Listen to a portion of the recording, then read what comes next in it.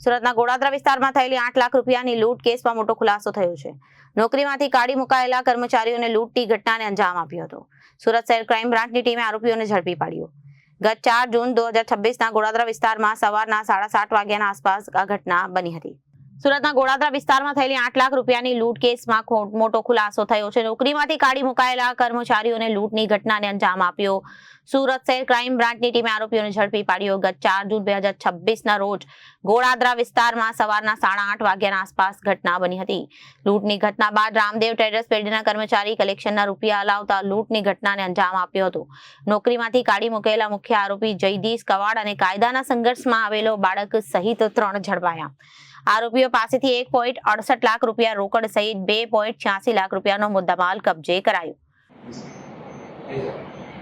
ગઈ તારીખ 4/6/2026ના રોજ સુરતના ગોળાદરા વિસ્તારમાં રામદેવ ટ્રેડર્સના માલિક અને એમને ત્યાં કામ કરતા માણસ બંને જ્યારે પૈસા લઈ અને દુકાનનું શટર ખોલવા જતા હતા એ દરમિયાન એમને 2 ઈસમો આવી અને મોઢે બુકાની બાંધી એમને લાકડી અને ધોકા વડે મારી અને એમની પાસેનો થેલો લૂંટી ગયા હતા અને આગળ સ્કૂટરમાં 3 જણા લૂંટ કરી ભાગી જતા મળી આવેલા હતા.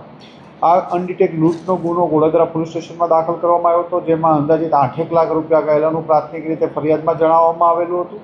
ત્યારબાદ આ બાબતે અનડિટેક લૂંટનો ગુનો એ ક્રાઇમ બ્રાન્ચની અલગ અલગ ટીમો પોલીસ કમિશનર સાહેબ અને એડિશનલ પોલીસ કમિશનર ક્રાઇમ સાહેબની સૂચના મુજબ કામ કરી રહી હતી. એમાં ક્રાઇમ બ્રાન્ચના પોલીસ ઇન્સ્પેક્ટર જે.જી. પટેલ અને પીએસઆઈ વિશાલ ધનગડને બાતમી મળી કે આ લૂંટના ગુનામાં એક જયદીપ કવાડ અને રાજદીપ ચાવડા અને એક કાયદાના સંઘર્ષમાં આવેલો બાળક સંડોવાયેલ છે. આ બાતમી આધારે ક્રાઇમ બ્રાન્ચની ટીમે અને કોસંબડા વલથાડ જે રોડ પર આવેલા ઘરના નીચેથી ગઈ રાત્રે એમની બેની સાથે એક ગોપી સાટિયાને પણ પકડી પાડ્યો છે અને એક એક્સાઇઝ સ્કૂટર જે લૂંટમાં વપરાયેલું હતું આ બધા સાથે પકડી પાડવામાં આવ્યા છે.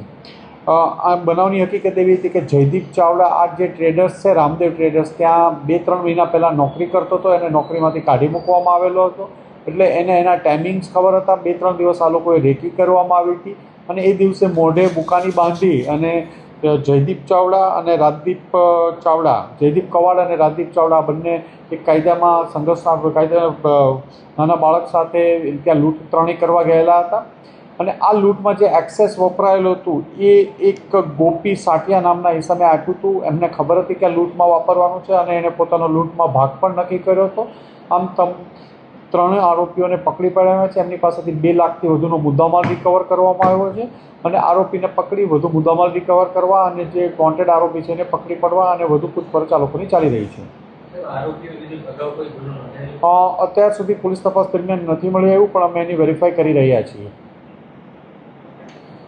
Bureau report Janadesh news.